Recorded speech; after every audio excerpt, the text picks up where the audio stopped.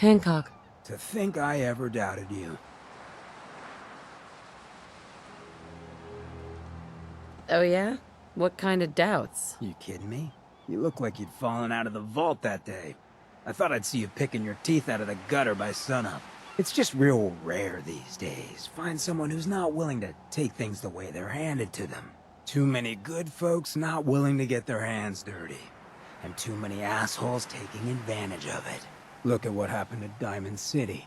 Before McDonough took over, it was a half-decent place to live. A little stricter than I usually go for, but not terrible. I thought he and I had a pretty happy childhood. But then he decides he's gonna try and get elected with his anti-ghoul crusade. Mankind for McDonough. Before you know it, you got families with kids lining up to drag folks they called neighbor out of their homes and throw them to the ruins.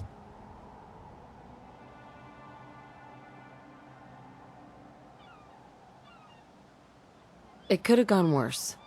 At least they left with their lives. And how long do you think those folks lasted in the ruins? The city condemned those ghouls to die. Cowards just got someone else to pull the trigger. I remember storming into his office above the stands after the inauguration speech. He was just standing there, staring out the window, watching as the city turned on the ghouls. He didn't even look at me. Just said, "I did it, John. It's finally mine." Should have killed him right there, but I don't think it would have changed anything. Instead, I pleaded with him, begged him to call it off. He said he couldn't. He had nothing against the ghouls. He was just carrying out the will of the people. And he couldn't betray the voters. And then he smiled. That hideous fucking mile-long smile. He never smiled like that when we were kids. I didn't even recognize him.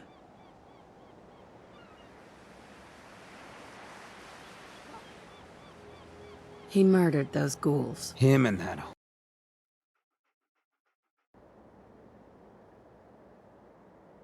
Wait, what do you mean you didn't recognize him? I don't know.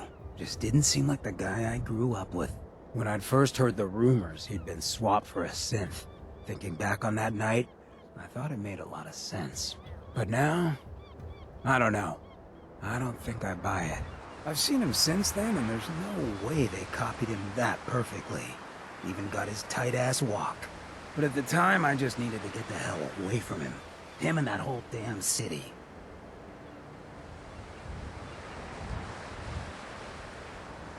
Of all the things I've seen since leaving the vault, this seems almost merciful. Sure.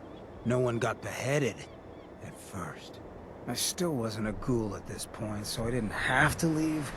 But I couldn't bring myself to stay in that cesspool after that. I'd been sneaking off the good neighbor for years to get decent chems, so I knew the safe routes. I managed to track down a couple of the families, lead them there, but most couldn't get used to the good neighbor lifestyle. I brought them food for a couple of weeks, but after a while, they just disappeared. Folks in Diamond City signed their death warrants, and all the good people were willing to just sit by and watch. I felt like I was the only one who saw how screwed up things truly were. Who couldn't just pretend things were fine. Still feel that way. Or I did. Until I met you. I know I run my mouth, but having someone who sees the world for what it is, and is willing to do something about it, it's meant a lot to me.